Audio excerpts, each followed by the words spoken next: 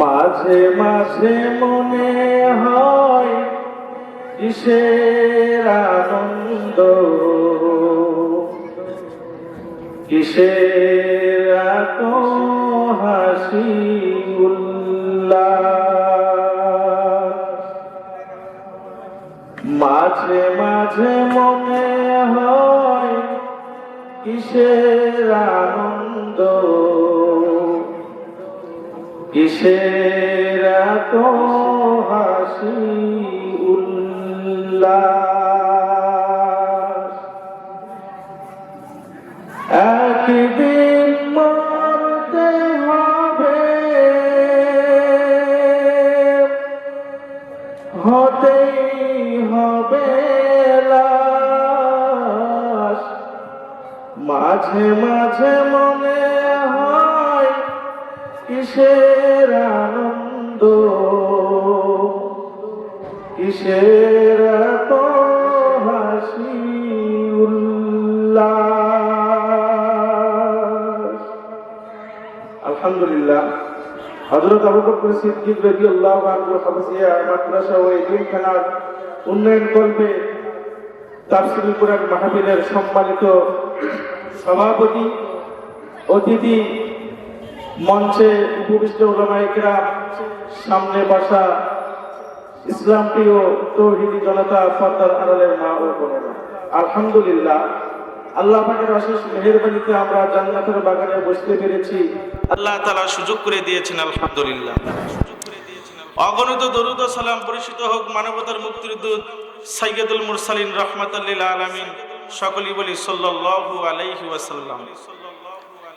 সম্মানিত হাজিরিন, আমি পবিত্র কুরআন মাজিদ থেকে একটি আয়াত রাসূলুল্লাহ সাল্লাল্লাহু আলাইহি ওয়াসাল্লামের অগণিত হাদিস থেকে হাদিসের একটি টুকরা, ছোট্ট একটা হাদিসের টুকরা তেলাওয়াত করেছি। এর উপরে ভিত্তি করে আমি আমার সংক্ষিপ্ত আলোচনা শেষ করব ইনশাআল্লাহ।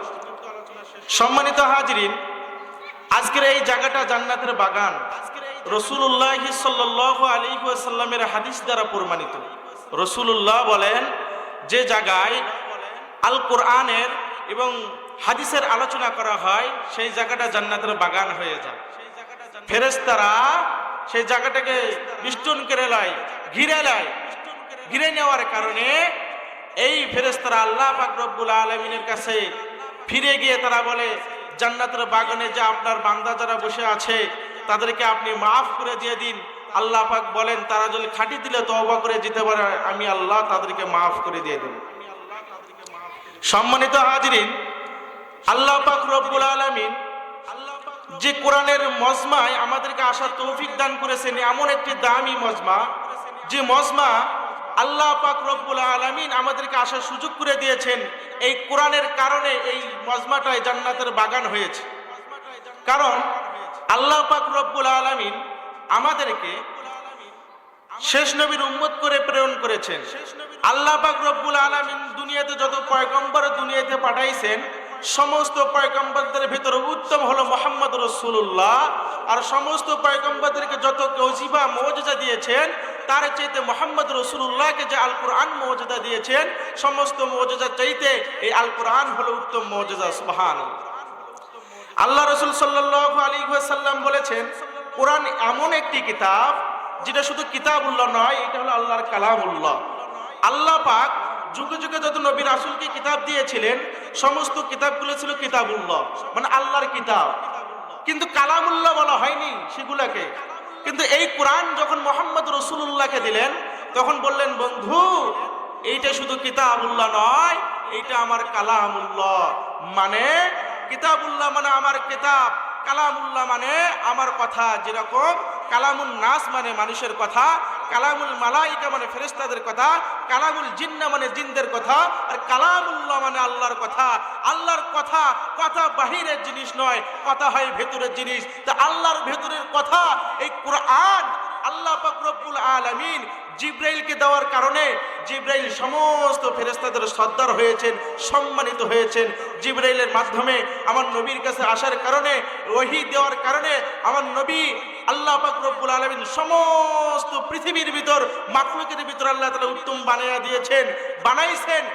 এই কোরআন নবীর পর সাহাবায়ে কিরাম পাওয়ার কারণে সাহাবায়ে কিরাম দামি হয়েছে। এরপর খোলাফায়ে রাশিদিন, আম্মায়ে মুজতাহিদিন, এইভাবে আস্তে আস্তে আস্তে আস্তে আজকে আপনাদের হযরত আবু বকর সিদ্দিক রাদিয়াল্লাহু আনহু হাফিজিয়া কোরআন মাদ্রাসায় যে শিক্ষক রয়েছে, সেই শিক্ষকের সিনা থেকে আপনাদের সন্তান, আপনাদের নাতি এই কোরআনের ইলম অর্জন করার কারণে এই শিক্ষকগুলো যারা রয়েছে মাদ্রাসার, সমস্ত মাদ্রাসার শিক্ষকগুলো দুনিয়ার সমস্ত বাহিরে যত শিক্ষক রয়েছে তাদের চাইতে সম্মানিত, কারণ তাদের ভিতর আল্লাহ তাআলার কোরআনের ইলম থাকার জন্য। বলেন সুবহান। আর এই শিক্ষকের কাছ থেকে আপনার নাতি, আপনার সন্তান, আপনার কলিজার টুকরা সন্তান এলেম অর্জন করার কারণে, কোরআনের এলেম উস্তাদের কাছ থেকে নেওয়ার কারণে আপনার সন্তানটা এই দুনিয়ার ভিতরে যত প্রতিষ্ঠান রয়েছে সবগুলো বাদ দিয়ে কোরআনের প্রতিষ্ঠানে যত ছাত্র, সমস্ত ছাত্রগুলো আল্লাহ তাআলার কাছে দামি হয়ে গিয়েছেন। সুবহান। সমস্ত ছাত্র চাইতে মাদ্রাসা তলবে ইলমদের মর্যাদা। এই জন্যই বলছি আজকে এই কোরআনের আলোচনা যে জায়গায় হচ্ছে, এই জায়গাটা সবচেয়ে দামি জায়গা, যে জায়গায় হয়েছে এইটা জান্নাতের বাগান।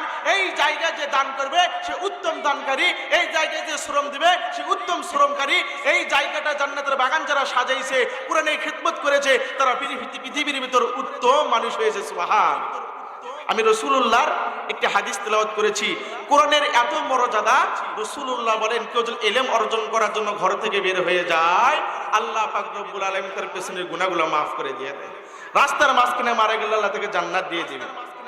সম্মানিত হাজিরিন, এই কোরআনের এত মর্যাদা, এই কোরআনের ইলম আপনার সন্তান, নাতি, শিক্ষকের কাছ থেকে পাওয়ার কারণে আল্লাহ পাক বলেন, এই তলবে ইলম যখন বাড়ি থেকে রওনা হবে মাদ্রাসা যাওয়ার জন্য, ও ফেরেশতারা তোমাদেরকে বলে দিলাম, এই ছেলেরা বসো, সবাই বসে পড়েন। আল্লাহ পাক রব্বুল আলামিন বলেন, কোরআনের মর্যাদার কারণে যখন কোনো তলবে ইলম অর্জন করার জন্য ঘর থেকে বের হয়, আল্লাহ পাক বলেন, ও ফেরেশতারা তোমরা তোমাদের নূরের পাখাগুলো এই তলবে ইলমের পায়ের নিচে বিছিয়ে দাও। বলেন সুবহানাল্লাহ। কেন? রাসূলুল্লাহর হাদিস বলেছি, রাসূল বলেন, ইন্নাল মালাইকাতা লা তাদাউ আজনিয়াতাহা রিদান লিতালিবিল ইলম।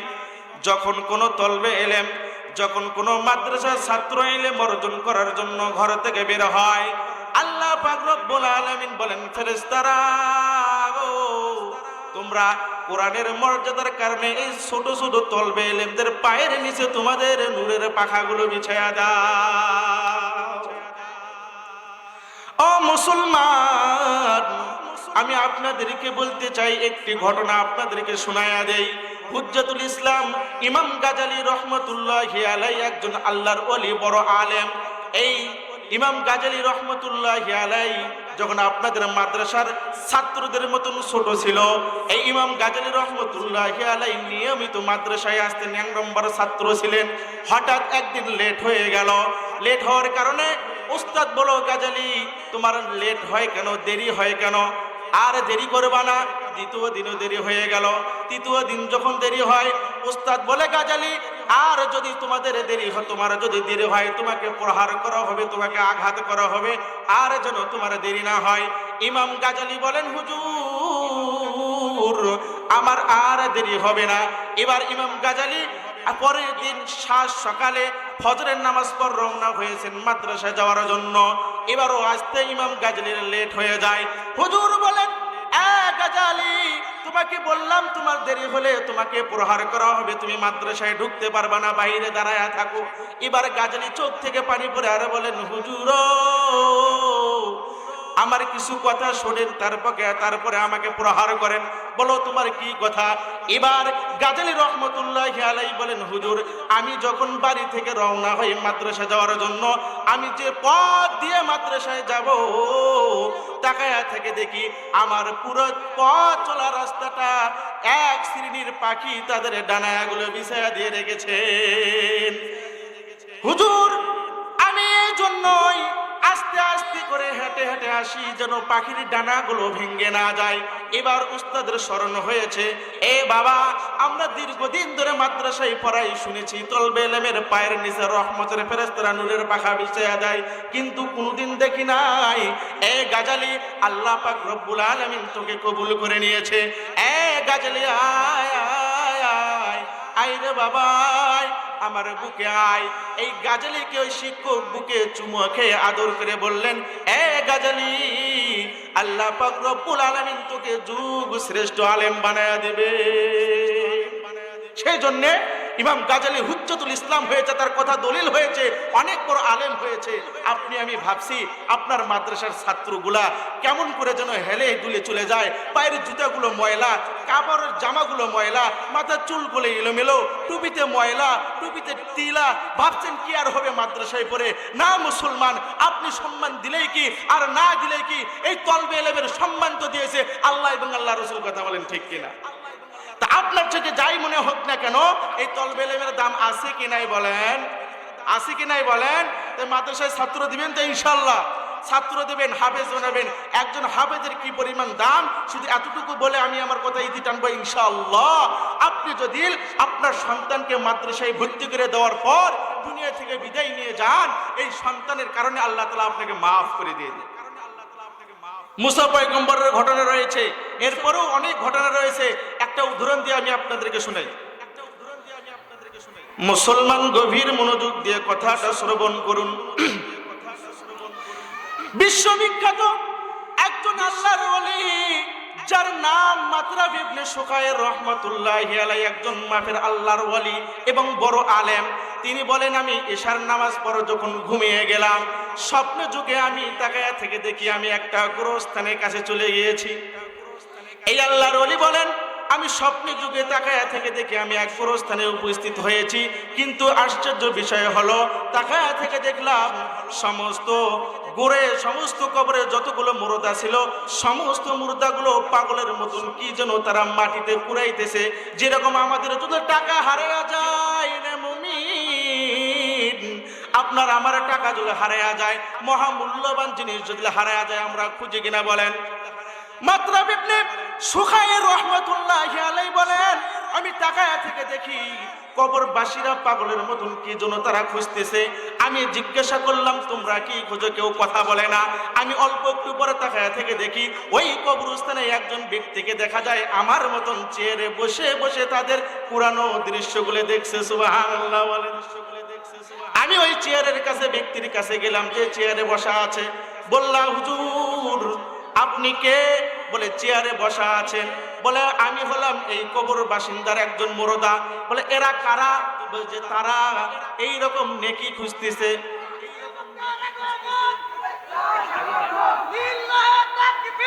মুসলমান, আমি আপনাদেরকে বলতে চাই, এই মাতরাব ইবনে সুকায়ের রাহমাতুল্লাহি আলাইহি বলেন, আমি তাকে জিজ্ঞাসা করলাম, আপনি চেয়ারে বসে আছেন কারণটা কি, আর এনারা কারা? তারা বলল, এই সমস্ত গুলোই হলো কবরবাসীর মুর্দা। এই দুনিয়াতে থাকাকালীন তারা নেকি যদি কেউ কবরবাসীর নামে বক্সিয়া দেয়, তারা নেকি ও কুড়ায়। বলে, আপনি নেকি কুড়ান না কেন? তিনারা বলেন, ওই চেয়ারওয়ালা ব্যক্তি বলেন, আমি দুনিয়াতে থাকাকালীন আমার একটি কলিজার টুকরা সন্তানকে হাফেজ বানায় রাখছি। আমি মারা যাবার পর আমার কলিজার টুকরা সন্তান প্রতিদিন নিয়মিতভাবে একবার কোরআন তেলাওয়াত করে আমার নামে বক্সায়া দেয়, যা ধরুন আমি চেয়ারে বসে থেকে কোরআনের সওয়াব পাই। এদের মতন আমাকে কুড়াইতে হয় না।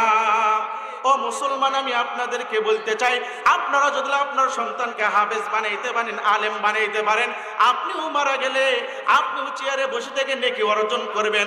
আপনার সন্তান আপনার জন্য দোয়া করবে, সূরা ফাতিহা পড়বে, সূরা ইখলাস পড়ে যখন আপনার কবরের পাশে দোয়া করবে, দোয়া করতে দেরি আল্লাহ আপনার কবরের আযাব মাফ করে দিয়ে জান্নাতের মালিক বানায়া দেবে।